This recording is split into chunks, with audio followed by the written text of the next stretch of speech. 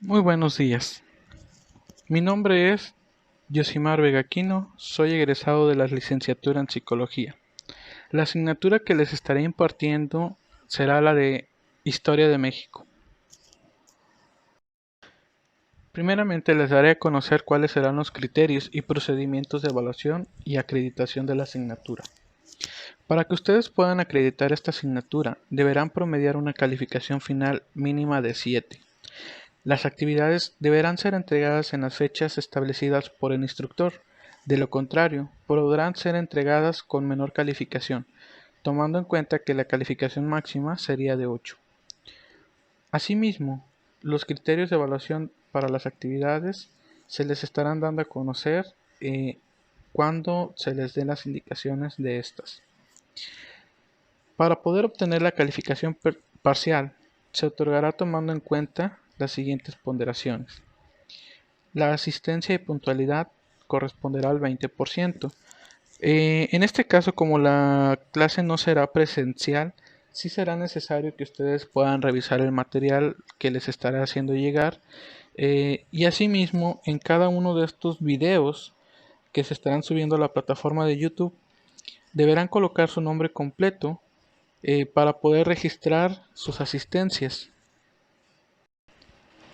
De igual manera, los trabajos que ustedes realicen en extra clase tendrán un valor del 40%. Y al finalizar las unidades que se estarán viendo en esta materia, se estará aplicando una evaluación, la cual tendrá un 40% en su calificación final. Si ustedes llegaran a tener alguna duda, por favor, necesito que me la hagan saber con toda confianza. Yo estaré al pendiente de sus mensajes para poder ir aclarando cualquier situación que se vaya presentando. El objetivo del curso es el siguiente. El propósito general de este curso es comprender los procesos históricos de México, desde la crisis del Porfiriato hasta el México actual, a partir de analizar el desarrollo del Estado Nacional, la industrialización del país, del sistema político y la globalización económica, para explicar las contradicciones del proyecto nacional en el México contemporáneo. De igual forma, comprenderemos la continuidad del proyecto liberal en el Porfiriato, a través del análisis de las transformaciones económicas, sociales y culturales, así como la crisis del orden porfirista para explicar la revolución y la formación del Estado mexicano. Asimismo, comprenderemos la formación del régimen político mexicano, a partir del análisis de las contradicciones de la Revolución Mexicana y el sistema político que se instaura, para explicar el México post-revolucionario. De igual forma, comprenderemos el proceso de consolidación del Estado mexicano, a través de analizar las políticas del Estado Nacional, la modernización industrial y sus consecuencias sociales, políticas y culturales, para explicar la crisis de la sociedad mexicana en el mundo contemporáneo. Por último, comprenderemos las manifestaciones de la crisis del Estado Nacional a través de analizar sus limitaciones, la crisis del sistema político y la interacción de México en la globalización del mundo actual, para aplicar el debilitamiento del Estado-Nación. El día de hoy estaremos iniciando con la unidad 1, la cual lleva por tema principal el proyecto nacional en el Porfiriato, de 1876 a 1910. Principales características del Plan de Tuxtepec. Desconocían a Lerdo como presidente, aunque reconocía la Constitución y las leyes de la Reforma, y se proclamaba jefe del movimiento al general Porfirio Díaz. En marzo de 1876 se publicó un manifiesto revolucionario en Palo Blanco, Tamaulipas. Admitía como leyes supremas a la Constitución de 1857 y las leyes de reforma, pero se suprimía al Senado. Se proclamaba el principio de no reelección y se desconocía al gobierno de Lerdo. Al triunfo de la revolución se convocaría al pueblo a elecciones, depositándose interinamente el poder en el presidente de la Suprema Corte, si éste aceptaba el plan, o el jefe del movimiento armado, en el caso de la negativa de aquel. Batallas que desencadenó el plan de Tuxtepec. Díaz es atracado por el general Carlos Fuero, cerca del rancho Tecamole, en Nuevo León en 1876, donde Porfirio Díaz sufrió una derrota tan sensible que se retiró de la frontera. Algunos estados reconocieron a Iglesias. El gobierno de Lerdo tenía ahora el problema de tener que combatir al mismo tiempo a las iglesias y porfiristas. El gobierno de Lerdo envió al general Alatorre a combatir a las fuerzas de Díaz en Yuamatlán, Tlaxcala, de donde salió para Hacienda de Tecuac, en donde los lardistas fueron derrotados gracias al auxilio del general Manuel González. Enseguida, Lerdo salió de la capital acompañado por el general Escobedo, para embarcarse en Acapulco con dirección a los Estados Unidos, donde permaneció hasta su muerte, en 1889. El general Díaz rompió toda negociación con Iglesias y tomó posesión de la presidencia el 26 de noviembre, mientras se convocaba a elecciones. Ante la resistencia de Iglesias, Porfirio Díaz entró a Querétaro sin ninguna resistencia. Celebró una conferencia con Iglesias, tratando de llegar a un arreglo.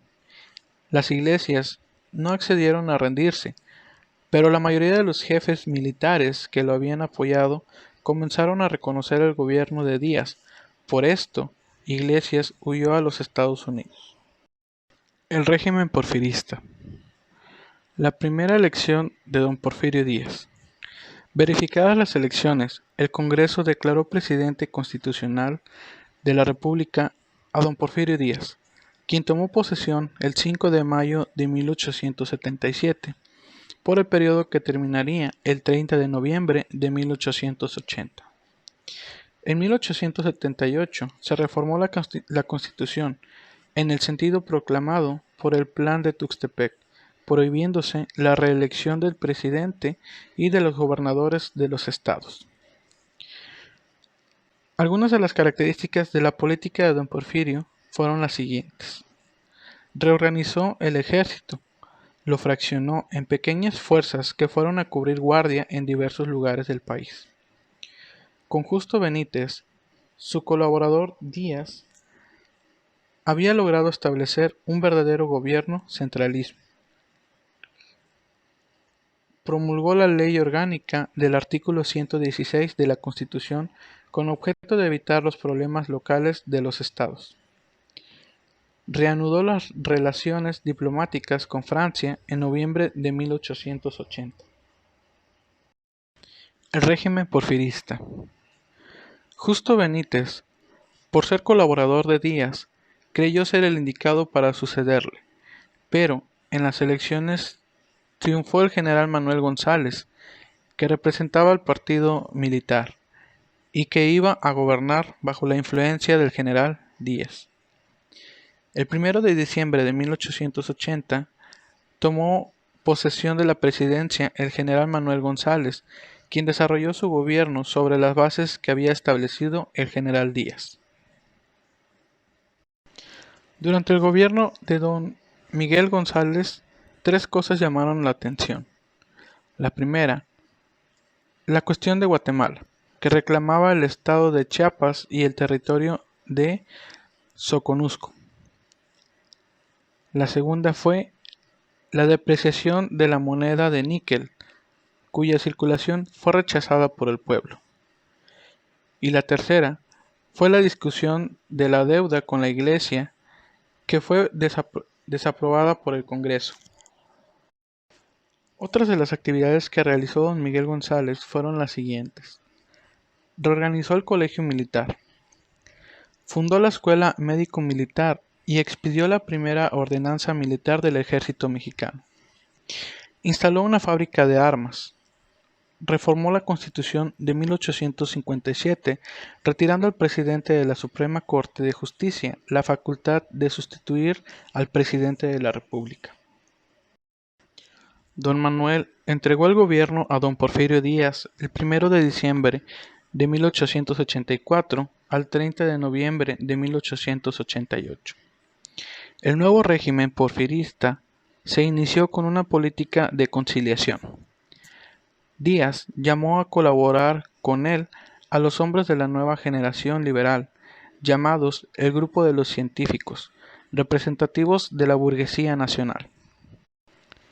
Los generales Jerónimo Treviño, Francisco Naranjo y Manuel González se retiraron a la vida privada a gozar de sus riquezas al tiempo que otros se fueron gastando o fueron asesinados como García de la Cadena y Ramón Corona. Próximo a terminar el segundo periodo constitucional presidencial del general Díaz, volvió a reformar la Constitución de 1857 en el sentido de permitir por una sola vez a la reelección presidencial. De este modo, se destruyó el principio de no reelección.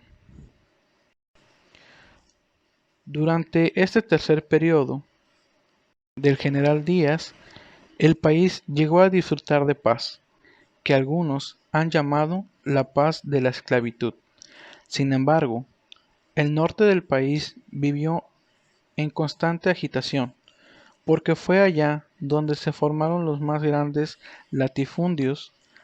Así fue como los yaquis de Sonora y los habitantes de la Sierra de Chihuahua se sublevaron por los despojos de tierra que sufrieron. Las principales características del cuarto periodo presidencial de Díaz fueron que la constitución política fue modificada nuevamente, anulando el principio de no reelección. Así, pudo iniciar otro periodo presidencial, que inició bajo una crisis económica, producida tanto por la pérdida de cosechas como por la depreciación de la plata.